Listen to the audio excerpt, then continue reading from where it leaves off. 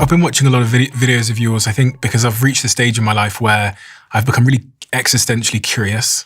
I think we all do at some point. And especially the more you've lived, the more it all sort of, you ask, what does it all mean? How does it all come together? What will it mean to me in 5 years, 10 years? I don't know if you're old enough to think about your mortality, but that's a thing. When you have fewer years left than the years you've lived, and you can, I think the way they say it is you can have a good expectation to live as long as your parents did. I lost both of them in the last 5 years. So that's my horizon. And the fact that we die has a capacity to bring focus into the remaining time you're alive. Because think about it, if knowing you're going to die brings focus and purpose and resolve and action, then if you lived forever, what's your hurry? For me, knowing I'm going to die gives meaning to my remaining life.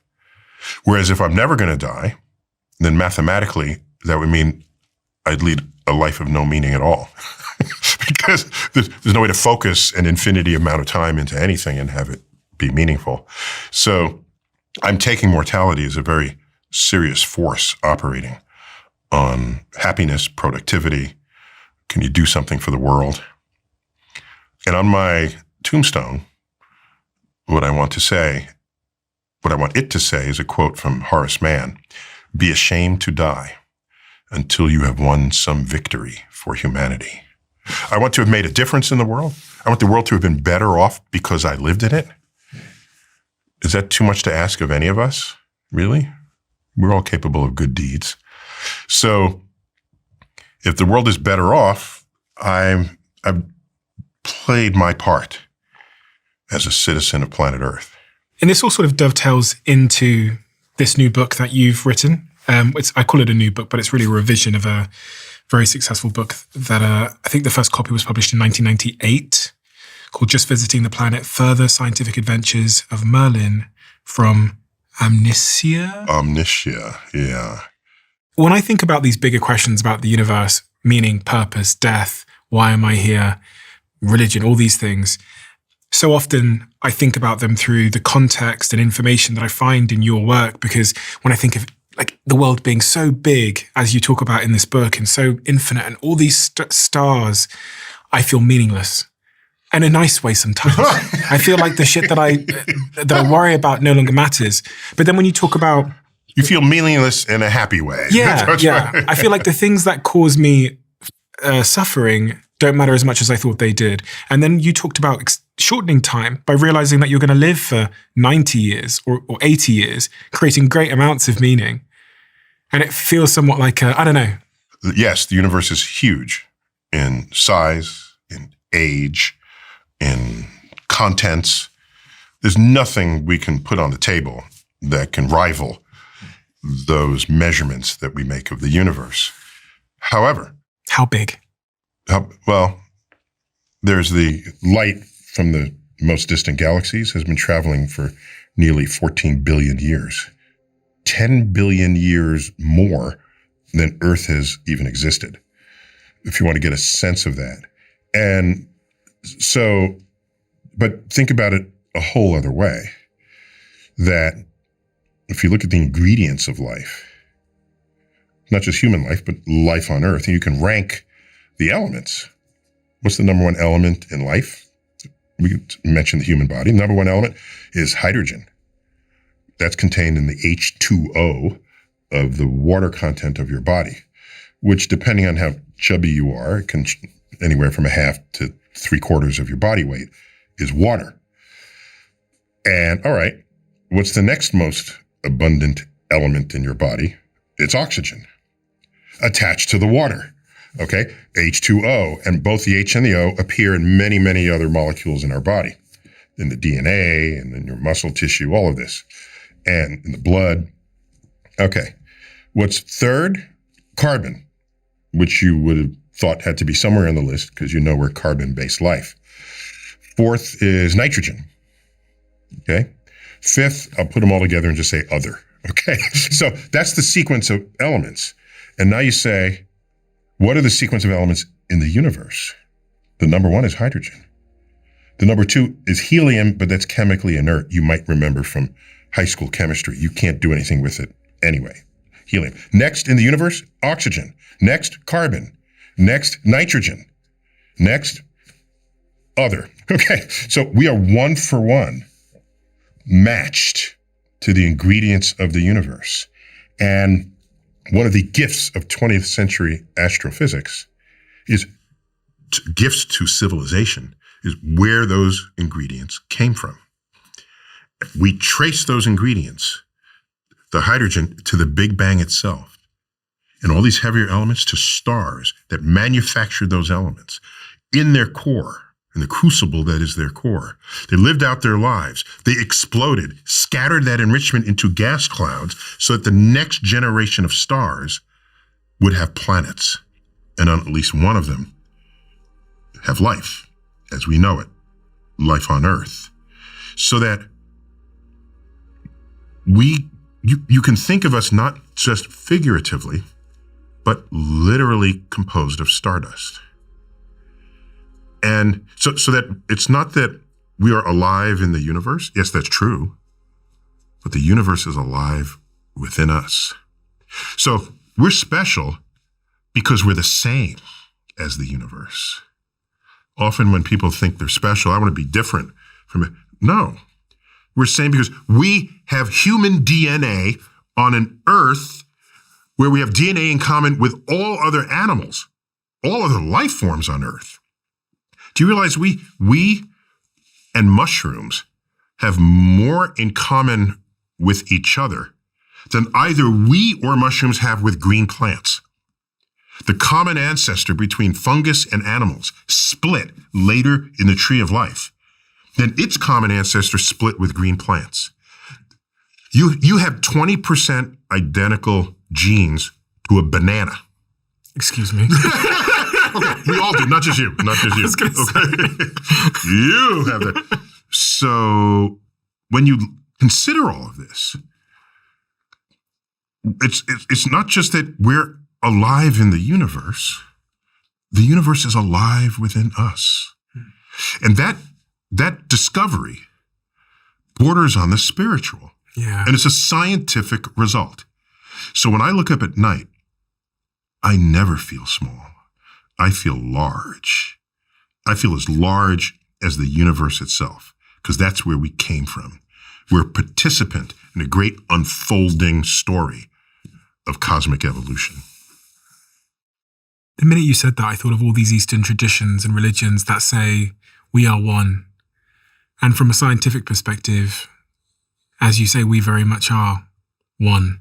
Yeah, what's interesting is one of my deep concerns about the world is many philosophies or religions that say we are one, they find some other philosophy that differs and then they go to war.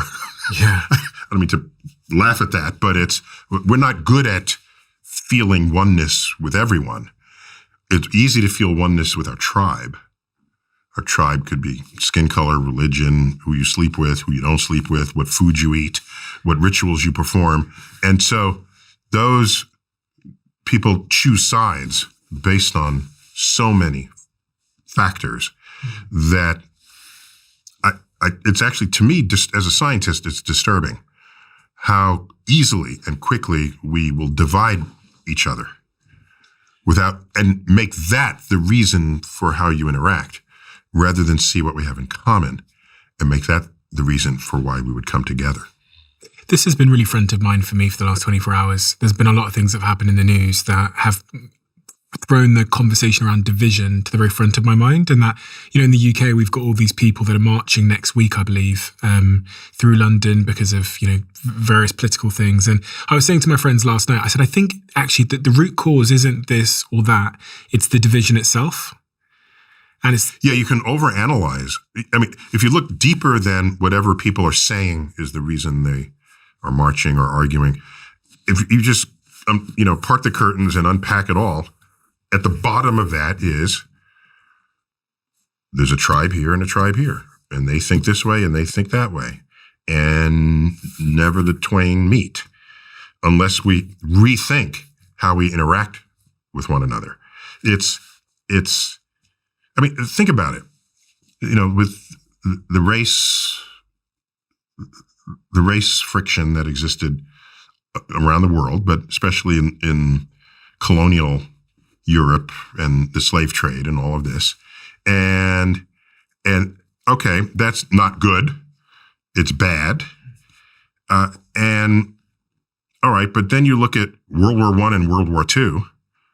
That's white people fighting white people, slaughtering them in great numbers. So you can divide by skin color, but apparently people find plenty of reasons to divide and conquer, to divide and kill, to divide and oppress. And skin color is one in a long list of all the reasons people have given to the religious wars, to worshiping the different God or worshiping the God differently. These are human beings. And, I wrote a whole book, I think one of those books in your stash there, that one, Cosmic Perspectives on Civilization, one in your left hand there. That one is what conflict in the world looks like when you are scientifically literate and you have a dose of cosmic perspective on top of it. Give me the cosmic perspective, please. You're fighting over that line in the sand. When I'm out here at the moon looking at Earth, this fragile ecosystem, do you realize Earth's atmosphere is to Earth what the skin of an apple is to an apple in terms of thickness?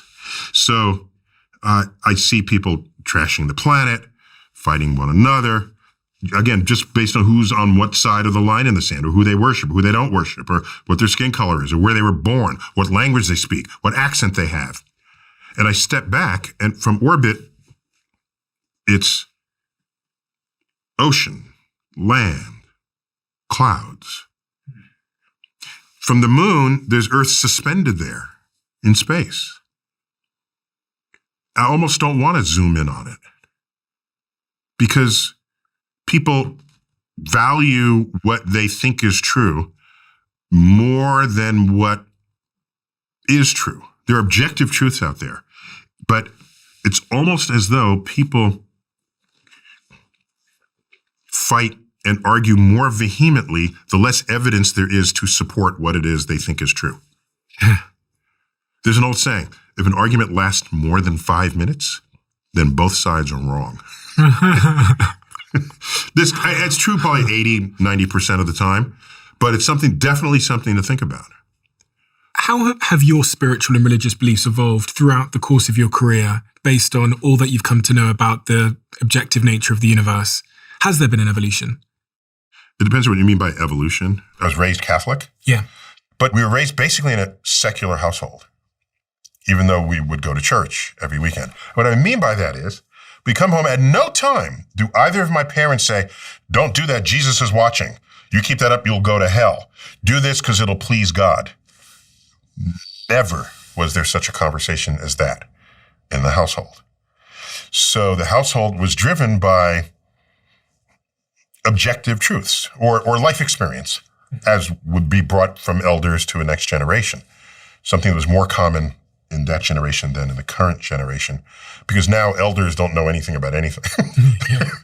Your kid comes up to you and say, Mommy, Daddy, I want to be a YouTube influencer. And you're saying, what? Go back to school. No, and then they become a YouTube influencer and they out-earn you. So the divide is greater than ever before between one generation and the next, for sure. But by the time I turned 8, I found the religious teachings less and less convincing.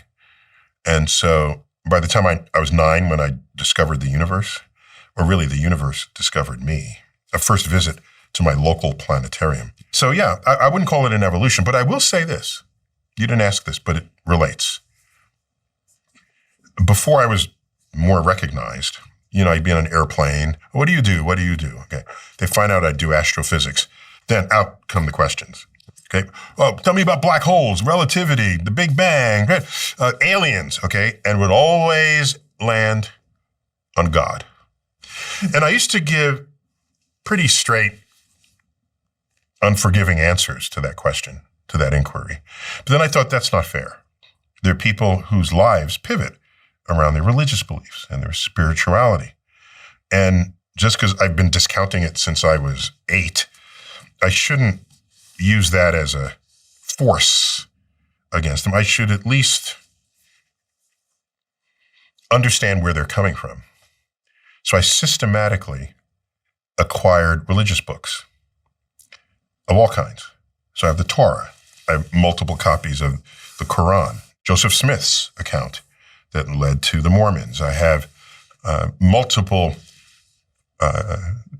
bits of literature from Jehovah's Witnesses, because they'll come to your door and they want to hand you. So I acquired all these books and I mostly read them.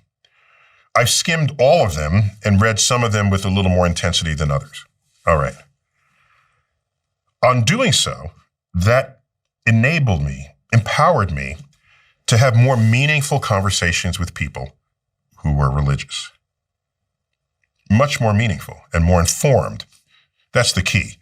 I don't want to speak about a religion unless I know as much as I can about it. As an academic, that should be what would be true of any subject. You're an academic, you care what's true, not what you think is true, what is true, or what people think. All right? And there's no doubt that religion has been one of the greatest forces operating on civilization ever since civilization. When you look at as a source of people's behavior, what they eat, like I said, who they sleep with, where they sleep, where they worship, who they worship, all around the world, from animistic native peoples, where there's a spirit energy imbued in the mountain, in the brook, in the wind, to the monotheistic religions, to the polytheistic religions. We don't call them that to put distance between us, but the Greek gods it was their religion. We call it mythology. It was their religion. The Greek gods, the Roman gods. So I'm conversational in all of this, so that when someone says, how do I feel? What do I think? I can do that without just being obnoxious. And so, we have a meaningful conversation. I haven't done that. You haven't? No, I haven't. But it's such a good idea to do that, especially as someone in my position that does a lot of talking with people and asking questions.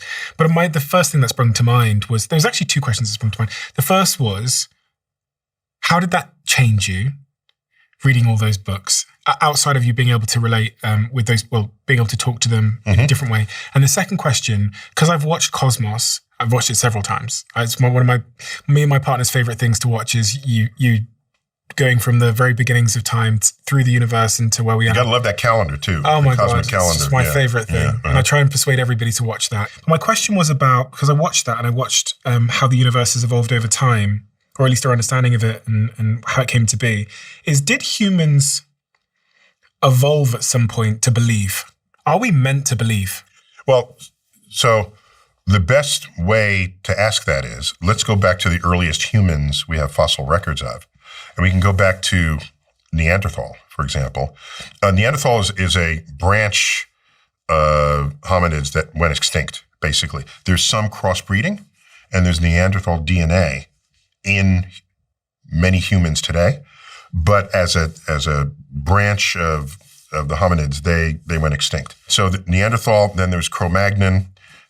We are Homo sapiens coming after Cro-Magnon. And so when you look at burial grounds, the Neanderthal buried their dead with things, with parts of their life, of the person who died. Now, why would you do that unless you had some belief that there was something more to come for that person? I mean, probably the people who took it to the limit were the Egyptians, all right, for the Egyptian royalty. I mean, they bury you with all kinds of stuff. Yeah. And in fact, in Greece, I read this. It's not that I researched it, and I'm not a scholar in this, but that when they buried you, they put a coin in your mouth or in your hand, somewhere on your body, so that when you got into Hades, you can tip the ferry boat driver to cross the river Styx to get into Hades. You might even say that's the beginning of what it was to be human, when people started thinking that way about dying. I mean, you might even invert the question and say, it's not when did we start, it's we existed in all the ways we know what ourselves to be when that ritual came upon our ancestors. And the survival benefit in believing? I don't know. Really? Yeah, I don't know. We're pretty sure there's a survival benefit of groupthink.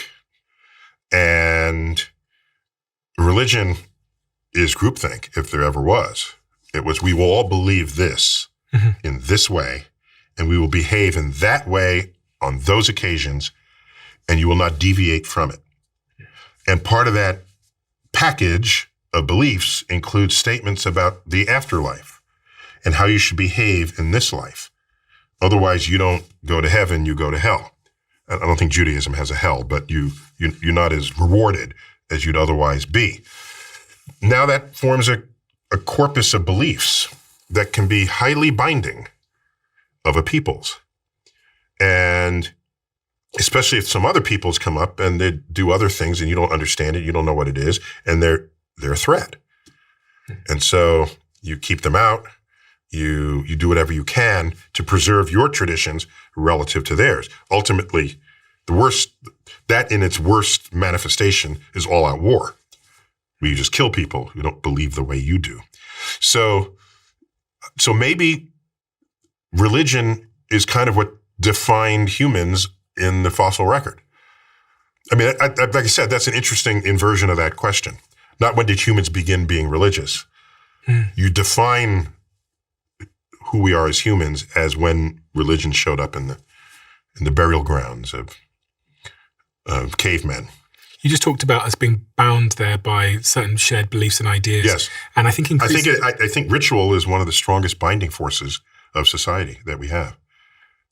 And I think that people are maybe unbinding. If you look at the narrative in society, it's about be your own boss, stand on your own 2 feet. More people are lonely, living alone, having less kids, are working freelance and remotely. So it feels like, in a weird way, we're becoming more independent, and there's somewhat of a cost to that. And actually, my friends that are struggling the most in their lives are those that have the least dependence on a village. So I always wonder if we need to ladder up to the universe, i.e. me, my family, maybe my village, maybe my country, the planet, the universe, and God. The metaverse? Yeah, and like God. The multiverse? Yeah, so let me just react to that.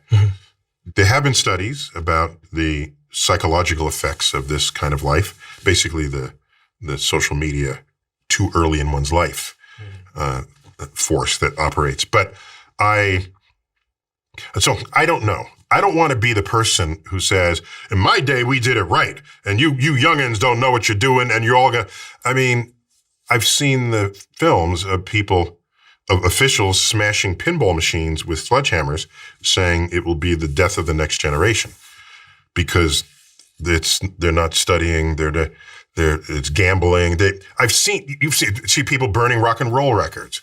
We've seen this, and I don't want to be that guy. I'd rather be the person that says they're going to create a whole other reality that was not my reality growing up. And I don't know that I can or should value judge that. When they come up in the ranks, they'll be mature adults. They'll figure out what the rhythms are of that world. And I will say, however, that if you go far enough back, no one ever traveled anywhere. You spend your whole life not going more than 30 miles from your hometown, a couple of hundred years back. So now people do actually communicate with countless thousands of people around the world. So it's different. I'm not value judging it, but it's different. And you're exposed to different ideas. Maybe it tribalizes you more, or maybe it softens you. It has the power to do both. What concerns me is because when I post to social media, I've learned the art of not expressing an opinion because I don't care what your opinion is. I don't care that you have my opinion. What I care about as an educator and especially as a scientist, is that your opinion is based on objective reality, objective truths. If you have an opinion where the foundation of it is what? Then you're just floating. And then if you rise to power of laws and legislation, and then you shape a society based on what you think is true or want to be true rather than what is objectively true, that's a recipe for the unraveling of civilization as we know it. So this loneliness bit, I don't know how to comment on that. I don't have the expertise, but I do know that I don't want to be the person on the rocking chair. Get off my lawn, And I guess I've been trying to figure out if I need to try and make sure my life ladders upwards. Oh, let me get back to that. Yeah. So it may be that the most important role of church wasn't to give a specific recipe for how you pray, or again, who you pray to, or when you pray. Maybe that wasn't its greatest value. Maybe its greatest value was the community that it created. Mm-hmm. Everyone comes together, and they're all in one room at the same time. That's not happening today. Like you said, people are less religious today than ever before. There are many people who were once religious would today say they're spiritual, which means they're separated from the rules and regulations that typically dictate how you behave within a religion. But the fact is, you're talking about going upwards. So you have your city, your community, your neighbors, and your church, your synagogue, your mosque, your temple, whatever is the place where you gather with some frequency. That surely has value because we need each other. I'm jealous when you drive down the country road and there's a deer just walking around. And I'm thinking, society collapsed. That deer is just fine. The deer was born in the woods, is finding food, is grown up. Whereas I need other people to survive in this world. I don't know how to hunt. I don't know how to skin game. I don't know. I'd like knowing that there's a quart of milk waiting for me on the grocery store and ready to eat cereals. We have an interdependence as never before. And how do we maintain that without scattering to the winds?